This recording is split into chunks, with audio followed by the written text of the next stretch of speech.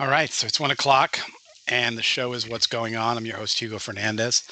And today, my guests are from the Wellness Center. They are Matthew Joffe, Director of Outreach and Education at the center, and Dr. Shante Bassett, who's the Director, Graduate Internship Program, a psychologist, and adjunct assistant professor at the Wellness Center for the Division of Student Affairs.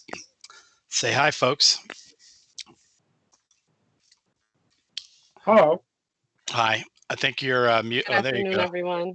Good afternoon. I'll talk a little bit about how I like to start the show. Would you like to talk a little bit about yourselves, your backgrounds, and some of your studies before coming to LaGuardia? Dr. Bassett, why don't you begin? Okay. Good afternoon once again, everyone. I'm Dr. Shante Bassett. I'm the psychologist at the Wellness Center. I've been at the Wellness Center for just over 5 years, which is exciting. You asked about background. This is my first job after graduating studies, which is pretty exciting. I think it's a privilege to have a job that you love right out of school. So that's my story. I was working in university mental health prior to coming to LaGuardia. I was an intern at Brooklyn College, and I was there for about 2 years. I've worked in a variety of settings in inpatient, residential, and also in correctional settings as well. So I have a little bit of clinical experience, and by far, being at LaGuardia is probably ones I've had, if not the best. Great. Matthew? My backgrounds are in psychology and French as an undergraduate. I was lucky enough to work with an internationally known psychologist and translated an 18th century document from French into English and get it published.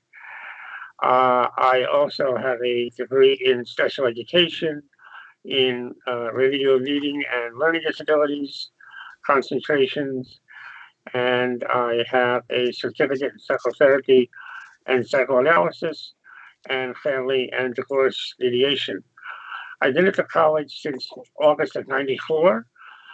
I started out on a grant for the Learning Project for 1 year and then transferred to tax levy and worked in the Office for Students with Disabilities, now known as the Office of Accessibility, and was there first as director, then senior director, and then became involved in working in the Wellness Center, where I am currently doing outreach and education. All right. Dr. Bassett, did you talk a little bit about how you ended up at LaGuardia, like why you came here, or I don't know, was it just a posting? We were looking for a psychologist. It was a posting at that time. The Wellness Center was just getting started. So I think Frank had been there about 6 months prior to my being hired. And literally, it was something that I found right after I defended my dissertation. So it ended up working out very well for me. Yeah, it's interesting because I think that many times faculty, I'm guessing staff as well, but I interact a lot with faculty. They'll have a student who they have concerns with, and there's always that question: do we provide psychology services? And I know that we've been depending on who was in charge, gave us very many different answers. I think one of the answers was always call public safety, and because that would begin a process. Right. Although I think many times people have wanted to recommend folks directly for counseling services. And I didn't realize, I remember when we used to have, I forgot who it was, Mitch. Do you remember Matthew? Mitch, I forgot his name. Mr. Levy? Maybe. He was there for a little while, then he left.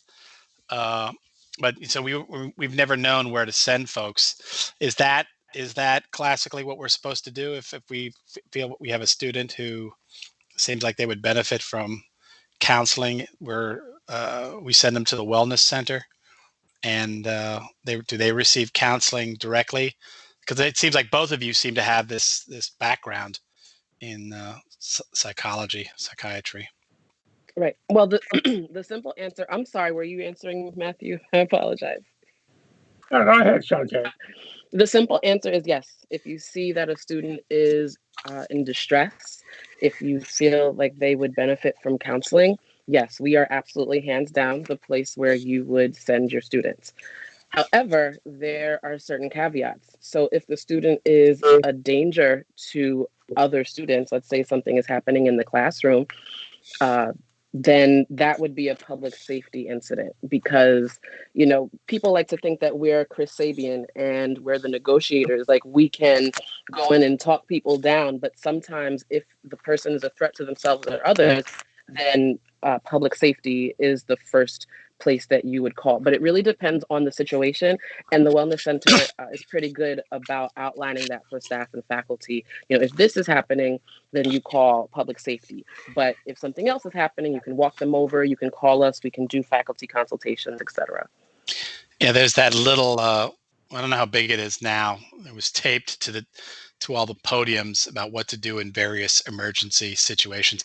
We were actually, I think, and maybe it's because I've heard these reports at the Senate or at department meetings where they're always talking about you get public safety involved because they will begin the paper trail, and they will also many times also figure out what the next step is for a student, whereas a faculty member might not know. You know what I mean? Did you want to chime in on this, Matthew?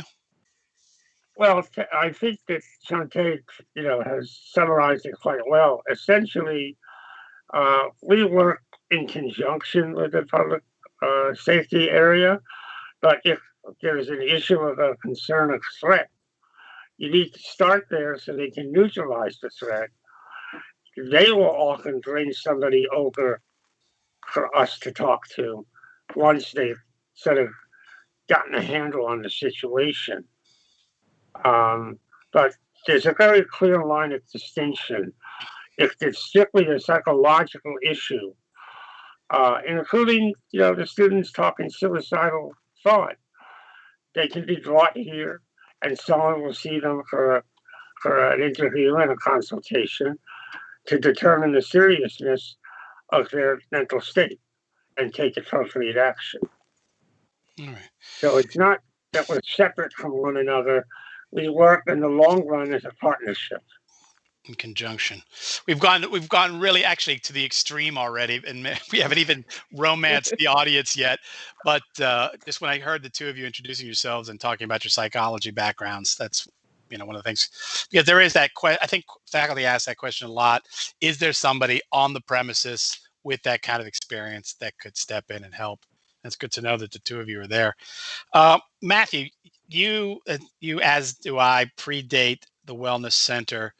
Do you remember the thinking behind its creation? I mean, I know you. Yeah, it started out as I remember it as, I believe, student guidance, and it was a complex office with various services under the one roof, and it was designed to help students with a wide array of issues, some of which were counseling in a psychological way, and others that were not. And that eventually got transformed into a wellness center that was strictly devoted, as I recall it, to dealing with issues of a psychological and counseling nature. I also just want to say that we have a number of licensed counselors, in addition to Shante, who have seen people in the past and continue to see people. Okay, I'm doing administrative and outreach work. I'm not seeing students on a one-to-one basis at this point, but we have a whole cadre of licensed mental health counselors who see students on an ongoing basis. What kind of workload do you have in that area? Like, what kind of numbers are we talking about, Dr. Bassett, of students that you see on an ongoing basis at the college? It really depends on the month, depending on what's going on. If it's midterms or finals, we have there's definitely an uptick for obvious reasons. There's test anxiety, but we could have anywhere between 500 and 600 student visits in 1 month. However, that was pre-COVID. So our numbers, of course, are very different, but students are still accessing our services. There was 1 week where we had, I think, 12 requests for intake appointments. So the students know that we're available even though we're not in our brick and mortar office, and the load is still there. Yeah, I guess we should really talk about that because we're really talking about two different animals here. When we were on the physical plant, right? And now, of course, in the middle of the pandemic. So maybe we should talk about that.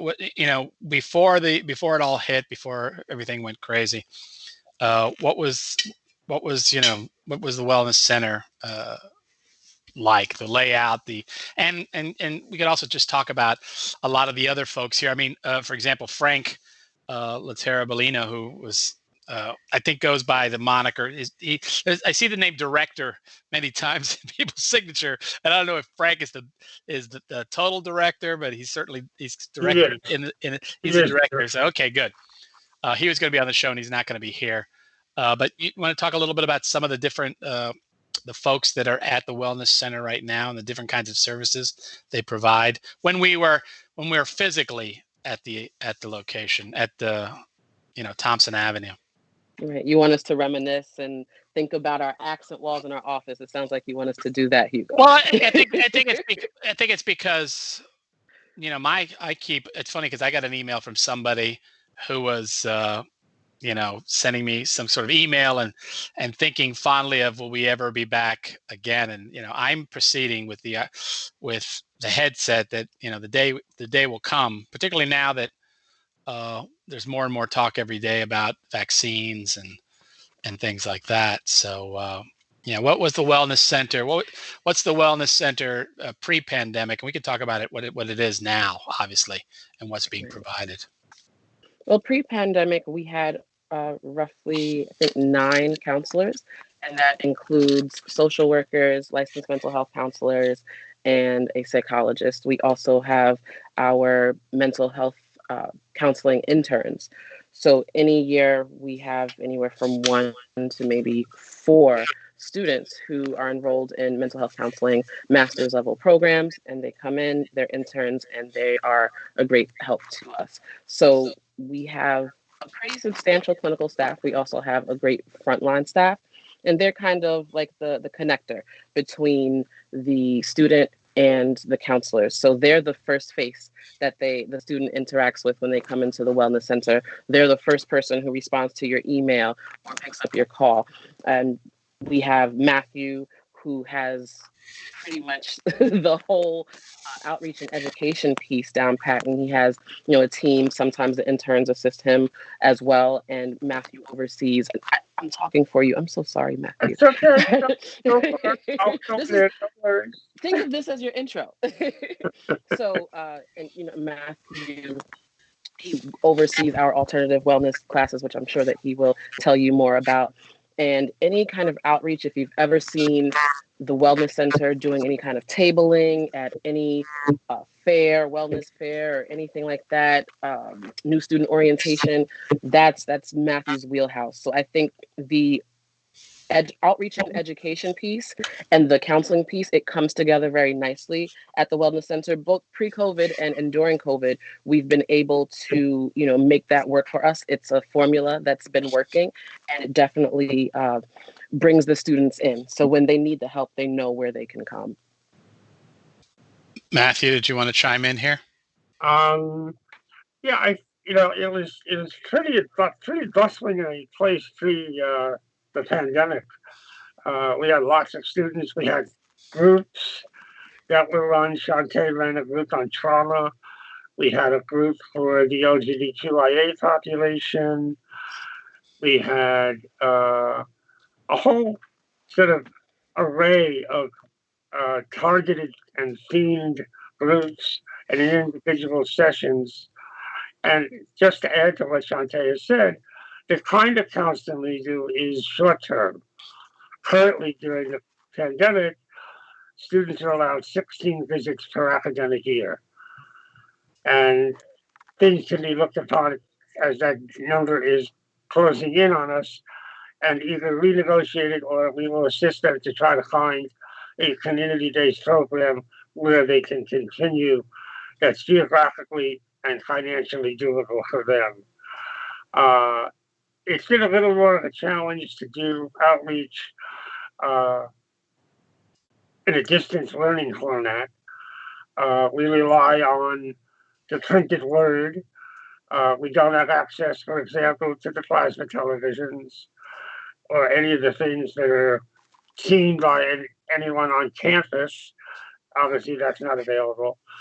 But we are managing to inform both students, faculty, and staff of our offerings. We have an open house coming up this Wednesday from 2 to 5. We've always done them on campus.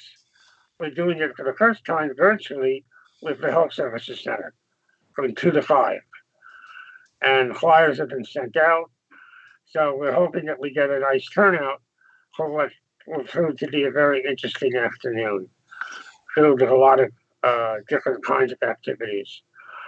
Um, so it's been a good challenge in this pandemic period, but I still feel like Shantae that we're thriving, most definitely, and we're seeing students. Students are usually seen within a 24 to 48-hour turnaround time for an intake and a needing of a counselor and a determination for counseling. So we're proud of that. It doesn't leave anybody in the lurch. Yeah, I would think if anything, you guys would be hemorrhaging as far as uh, need, because I mean I've said this in different situations about our population is, just because of the fact that we're New Yorkers. Uh, I would say the average student, as well as the average staff member, employee, whatever, suffers from a certain degree of trauma. And I think we know that in many cases, extreme, depending on, folks' socioeconomic issues and, what's going on in the home and things like that. But just as New Yorkers, we have a certain level of trauma post 9/11 and a lot of the other things that have been going on, and just what it's like to live in this city and some of the things that we go through. But you know, with trauma, right?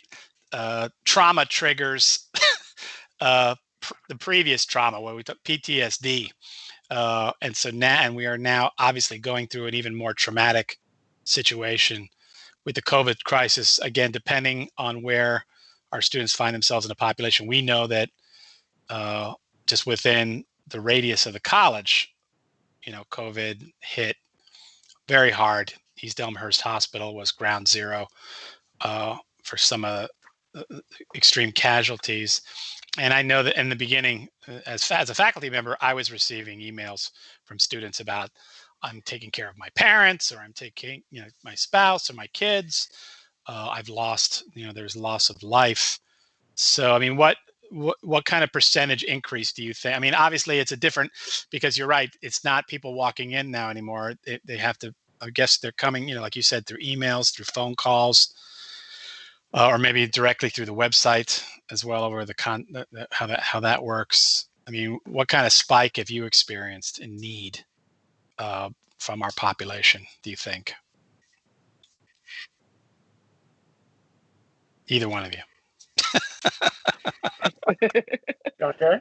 Well, as far as numbers, I don't have like the concrete numbers right now, but I think there might not be a spike in the amount of students who are requesting services. There might be a spike in their presenting problems, the concerns that they're coming to the wellness center with. So during the pandemic, since we've been working remotely, there's been a lot of grief. Students are, sharing that they've lost a parent, lost both parents due to COVID, or they were diagnosed with COVID They're currently taking care of family members who are diagnosed with COVID. There are also financial issues. So students are having hardships, and even if they're not looking for counseling, they come to us because they think, okay, well, maybe they'll be able to point me in the right direction. I'm able to pay my rent. I'm unable to, pay attention in my classes because of the financial strain. Working remotely is also a big concern for our students. That's not really something that we dealt with before. So students are saying, I'm having trouble focusing in my classes. It's difficult to manage doing distance learning and having everything else going on in my household. Those are probably the top three things that we've heard from students recently, which is pretty much, LaGuardia is a microcosm of what's going on in Queens and, dare I say, New York City. Those are the things that people in the world are facing. So, of course, we're going to see that mirrored in the population that comes into the wellness center. Matthew? I think I was thinking that Shantae was speaking that from an outreach perspective, we're not only looking for recruitment of people who might benefit from our services, but we're also very dedicated to raising awareness that A, the Wellness Center is on campus to provide you with services or available during the pandemic off campus, so to speak, but that also you're not alone. It is not just you that has these issues, and that these are human conditions that we're all dealing with. So, for example, I do a lot of work with first year seminar programs and go into the classroom and present lectures on different topics chosen by the instructor to raise awareness of who we are, what we do, and how they will benefit. It's ultimately still going to be their decision, but at least they now are informed during that decision making process about how things work in the Wellness Center, our level of confidentiality, and the kinds of services that we provide. So, in that regard, we're trying to uh, bring them to a point where they are comfortable asking for help. Do you think, and we're getting close to the midpoint. Maybe I'll just do it now because it's 1:28. So I'll do a quick station break. You are watching LaGuardia Web Radio and listening to LaGuardia Web Radio WLGR. The show is What's Going On. I'm your host, Hugo Fernandez. And today's show is about the Wellness Center. And my guests are Matthew Joffe, who's the Director of Outreach and Education in the Wellness Center, and Dr. Shantae Bassett, who is Director of Graduate Internship Program, a psychologist and adjunct assistant professor at the Wellness Center for the Division of Student Affairs. And one of the things I was going to say too is have the numbers increased in staff and faculty taking it?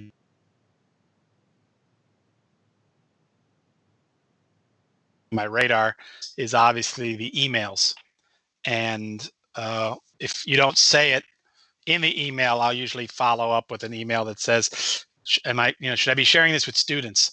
Because I know that students are contacted directly through their LaGuardia emails, through the Hobson system, but not always. So I always want to, err on the side of caution. And obviously I will take those announcements and I put them in the Blackboard I call it student opportunities. And it's, it goes in there. I think they're notified every time I post something daily about daily posts, and, hopefully they're checking those things out. Sometimes I'll mention it during the class, but I noticed that, many times everybody's invited, faculty, staff, and students.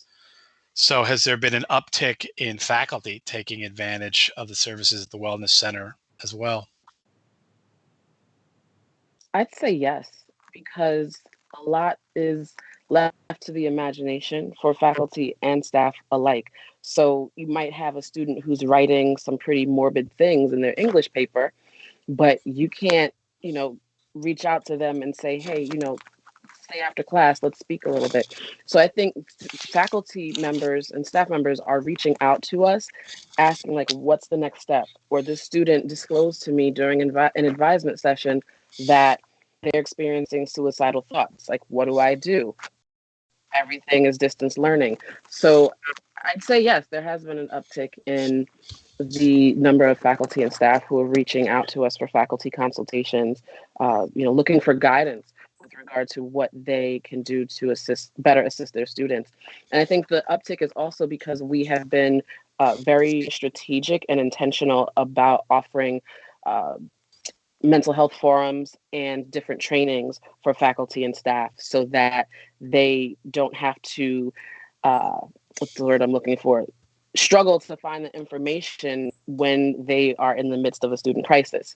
They come to our workshops, they will already have that information on hand, so they know who to contact and what to contact us for. Matthew?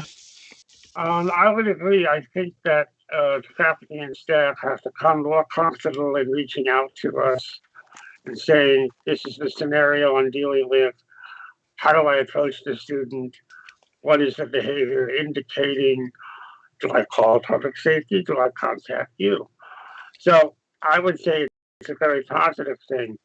Partly, I think, in addition to what we've already said, up until the pandemic struck, both Shantae and I are trained as mental health first aid trainers, and we would offer these trainings both to students and separately faculty and staff on how to do what would be considered lay intervention should you have a student or see a student or anybody for that matter who seems to be in a crisis. So it gives you some tools, framework to operate from rather than, I don't think I want to get involved and I'll just move on.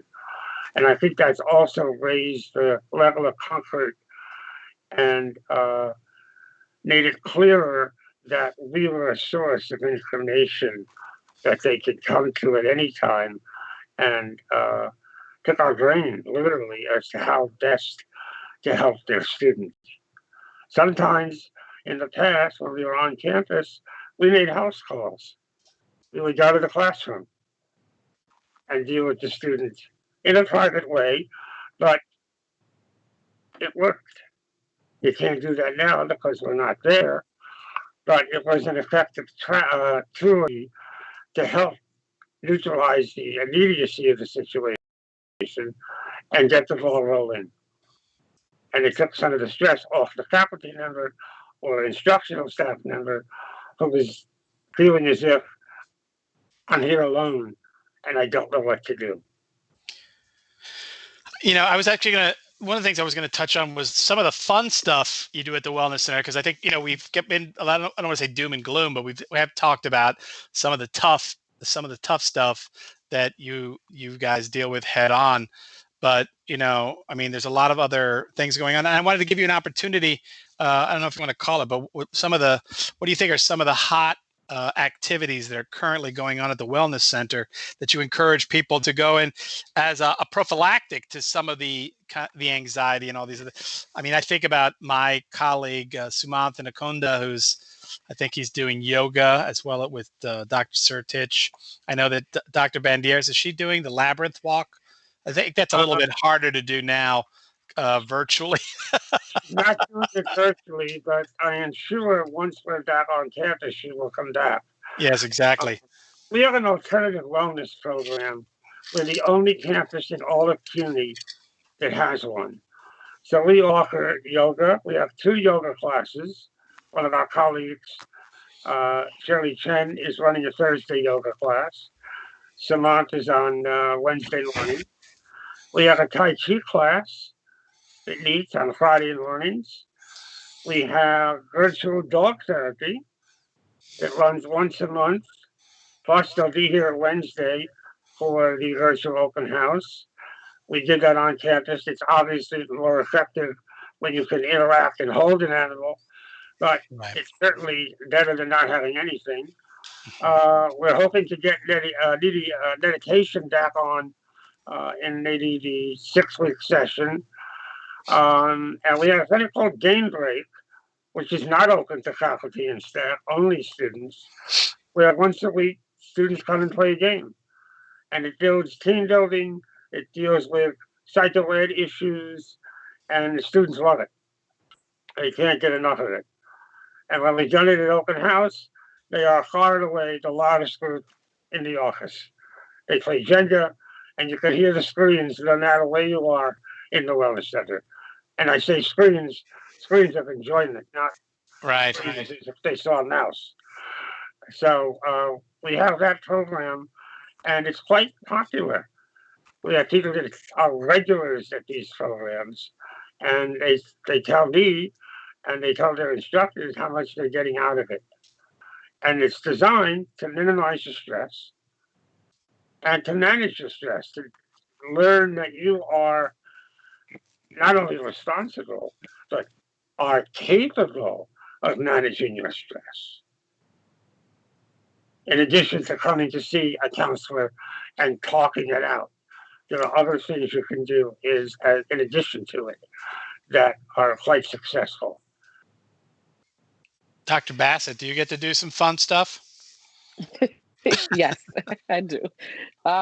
So the open house that we're having on Wednesday, it's always all hands on deck.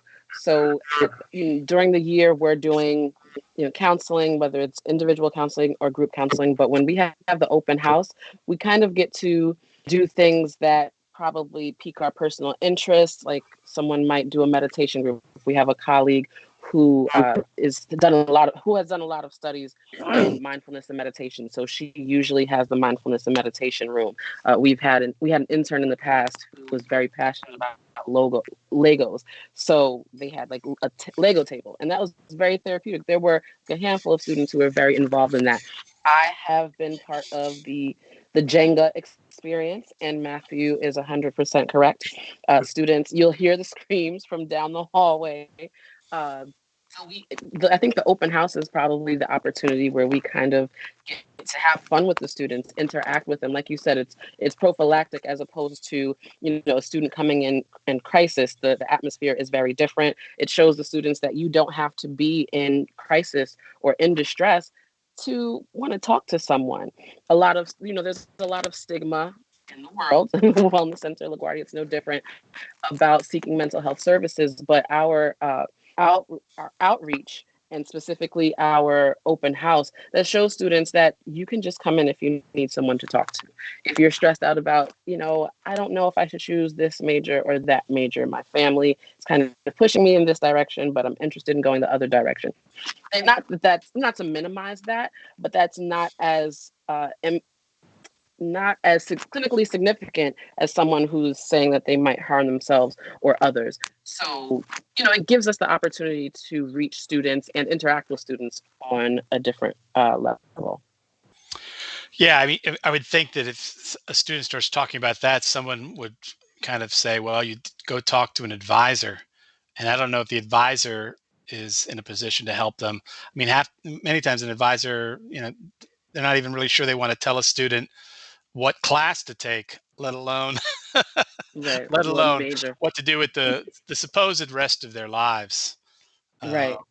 And it's funny because my daughter is currently in college and in her senior year and was getting out with a degree in journalism and international studies, and she ran into a little hiccup. She had an internship where she wrote a story, and now she's being sued by the subject of that interview, and so she's rethinking, and now she's thinking psychology and why I'm not really sure. And she said, she basically admitted to me, she says, Dad, I really don't know what I want to do right now with the rest of my life. And I said, hey, that's okay, because like when I was your age, I was still flunking out of junior college. So that's my way of taking transparency at the yeah, wellness exactly. center. That's the way I take the pressure off. I just use myself, the abject lesson, because she's kind of like a whatever academic star. Uh, so what can people expect? What else could they expect when they come to this open house, Matthew? Here's our chance to talk that up and encourage All people to right. come. Well, we have mental health screenings where students can sign up in advance. They get sent a questionnaire to fill out and they return it. And then they have a 15-minute confidential meeting with a counselor to go over the results and any possible recommendations, which might include scheduling a visit to the Wellness Center to start some ongoing counseling. We have dog therapy. We have a really uh, very sensitive and on the mark video of college students talking about their anxiety when they're in college, and it's the centerpiece for discussion amongst the attendees about what anxieties are they dealing with in college now, and how are they going about handling them. We have eye care, and we have health insurance representatives coming from the Health Services Center. We have an entire session devoted to men's health. This is November, so it is timely. We have Getting to Know Us, where both Health Center, the Wellness Center, and our neurodiversity program, which addresses students on the autism spectrum, Asperger's syndrome, social anxiety and isolation, that is part of OSD. And we also have a workshop on academic, organizational time management techniques for academic success. So those are just a number of the different areas. We have yoga and we have Tai Chi as well. And students can sign up for multiple sessions. We have them staggered and scattered around the 3 hour period. They're all half an hour. They can sign up for one per half hour slot and spend the entire day or as little or as much time as they can. It depends on what their needs are. And it's open to faculty and staff as well. And the flyers are out. And there are Eventbrite links, which will allow you to register, and then you will be getting the Zoom link to join in the event on Wednesday afternoon. We also have a number of upcoming events for December. We have we do a monthly faculty and staff consultation where it's just for the faculty and staff to come, learn about the center, and ask questions about students that they have concerns over, and how do we work together to help that student. We also have a mental health forum for how students can manage their anxiety in the new normal. And then we have mentioned the mental health screenings, and we also have on December 9th. Oh, and the mental health screening is December 2nd. No, December 9th from 2 to 4. And dog therapy is December 9th at 2 o'clock. So those are all in the month of December, and we will continue to have offerings in the 6 week session as well, to be determined. I was gonna tell you when you talked about the dog therapy before. I was gonna tell you there's a show on Apple TV, which is about human development in children from Mhm. age 1 to 5, Mhm. and my neighbor's kids ended up in one of the episodes. Oh, So cool. we were watching it, and just to watch it. But two things that struck me about the show is, one is it's beautiful, but the second one was watching little children play is a lot of fun. And I was going to say to them, I said, like, I would love like the toddler cam where, you could just tune in and watch, you know, toddlers, messing around with their Mhm. toys. And it's really quite beautiful. I think it's something about becoming ourselves. And they tell you just a lot of information about human development, which Mhm. is kind of, and again, that, we don't realize how much is going on in those very early years, which is, again, what's so important. I don't know if you deal with this at all around, like, if, for example, students who are pregnant and maybe they get that somewhere else in the health center, prenatal care and the importance of that, early childhood development care. I mean, we have the early childhood center, so they probably handle that. By the way, we're moving into the last quarter hour, and I just want to say that, Dr. Riccio is manning the Twitch stream. If she's got any questions that people who are watching would, and she wants to send those to me, we can ask them now.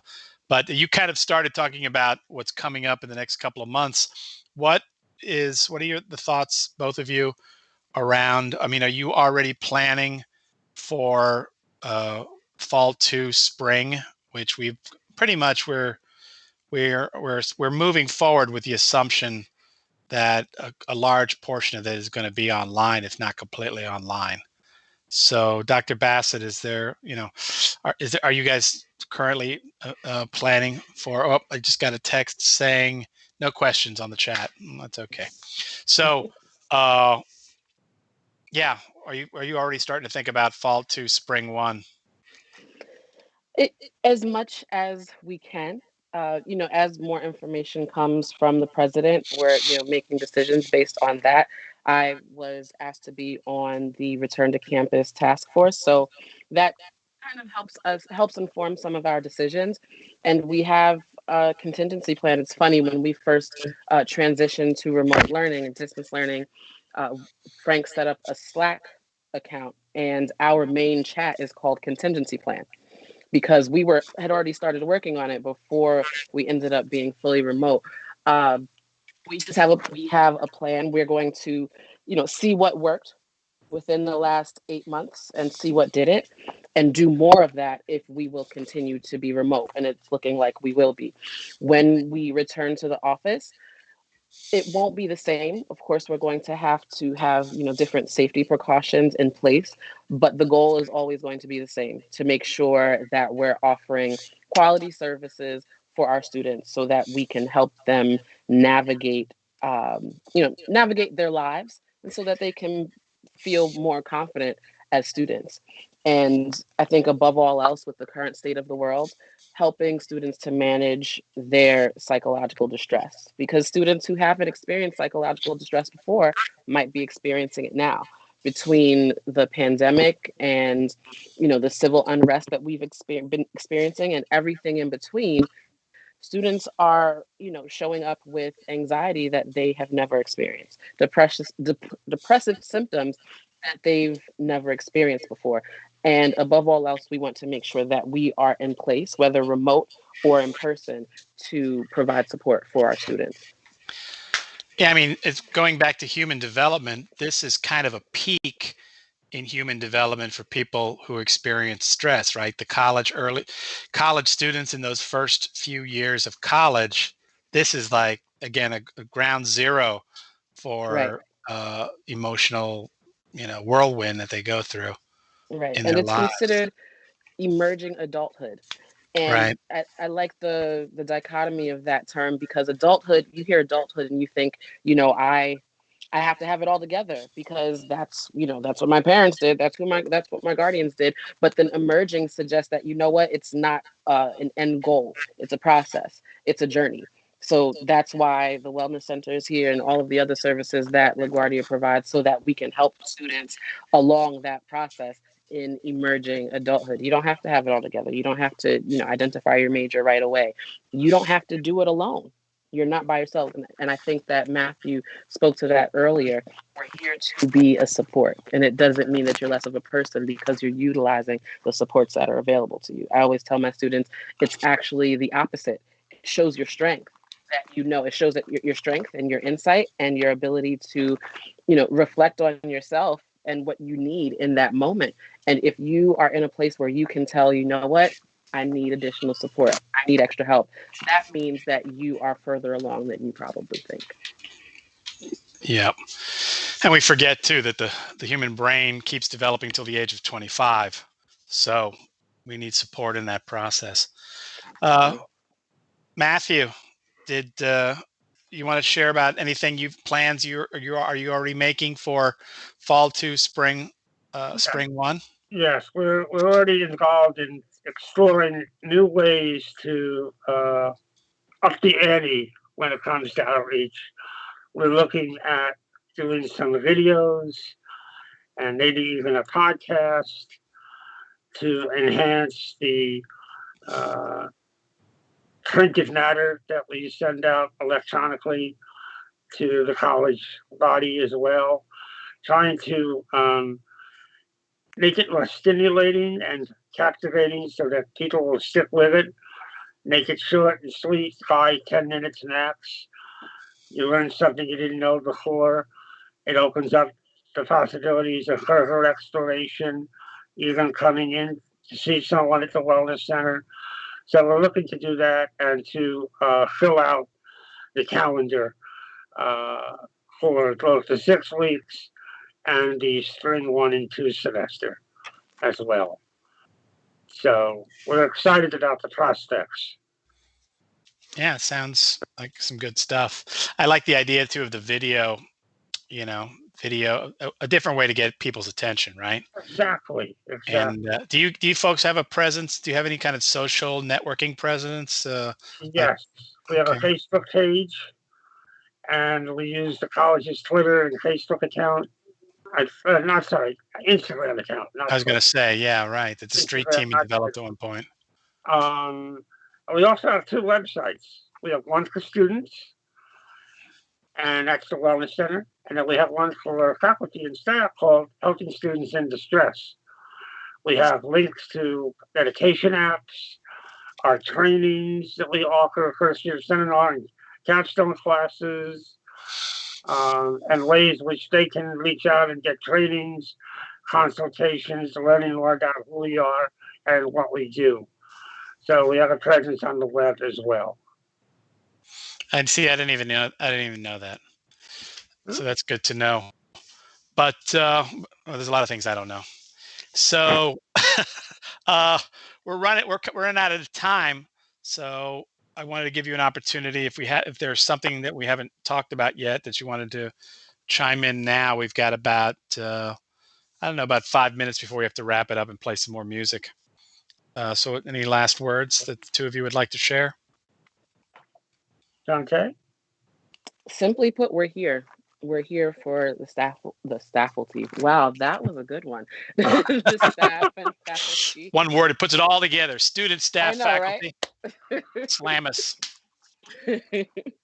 But we're here. We're accessible, and if there's anything that you have questions about with regard to the mental health of your students, we're available.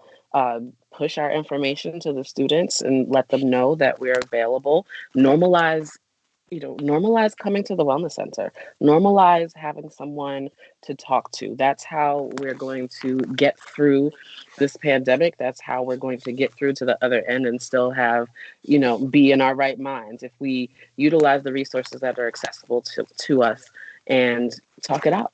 We can't hug it out because we're socially distancing, so talking it out is the next best thing. Very good. Matthew?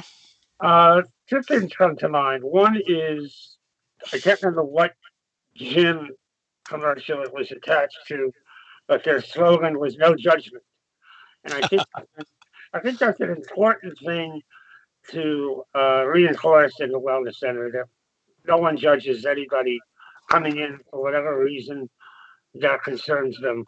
Everyone is accepted. Everyone is dealt with fairly and equally. And to echo what Shantae said, I tell students when I do workshops, there is no shame in asking for help.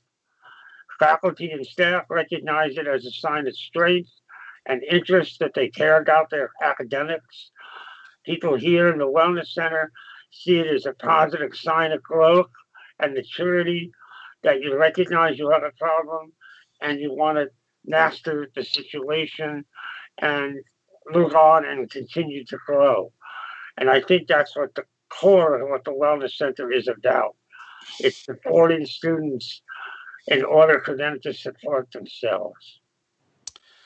And that's, you bring this up. I guess, I forget that there is a stigma in some communities uh, or particular ages that people don't think of going to see a psychologist or psychotherapist or psychiatrist as a weakness. And I mean, certainly take advantage of it myself. Graduate school, particularly, was a stressful time. Now I'm married to one, uh, which is probably the only person that could try to figure me out.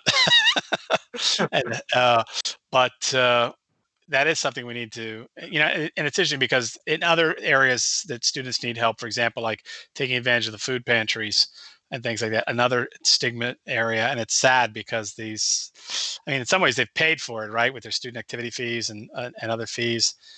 So we need to encourage them to take advantage, just like I encourage them to take advantage of all their other services, ePortfolio, the student, the computer lab, and all these things. Right. Uh, or Could I just add how we can be reached at our phone? yeah, let's do that. 482-5471 and Wellness Center at lagcc.cuny.edu. And as I said, someone will get back to you within 24 to 48 hours. Excellent. And I just want to say to both of you, thank you for being on the show. You are welcome back whenever you want to come back on to talk about any initiative. Just listening to you talk, I could see you doing your own show about the various activities you do.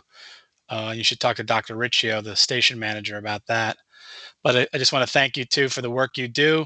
As far as I'm concerned, you are you're the essential frontline workers for me, because where the pandemic, we've focused a great deal on the physical aspect of it. The psychological aspects are becoming more and more apparent every day, and they affect everybody, not just our students, but our staff and our faculty. And we have to take care of ourselves, not only wearing the masks, but we also have to take care of ourselves, psychologically, not wearing ourselves out, not getting Zoom, whatever they call it, Zoom. Zoom fatigue. Thank you very much. Any kind of fatigue. Right. We have to be at our best because our students need us.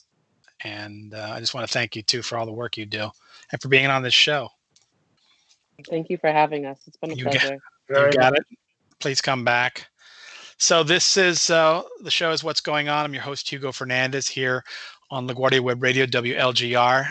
Today we've been talking about the Wellness Center with my guests, Matthew Joffe, Director of Outreach and Education in the Wellness Center, and Dr. Shante Bassett, who is a Director, Graduate Internship Program, Psychologist, and Adjunct Assistant Professor at the Wellness Center for the Division of Student Affairs. And thank you for listening, and please take advantage of their services and encourage students to do so as well. And we'll leave the show in some ways how we began. So take us out, Mr. Pope. Thanks for listening.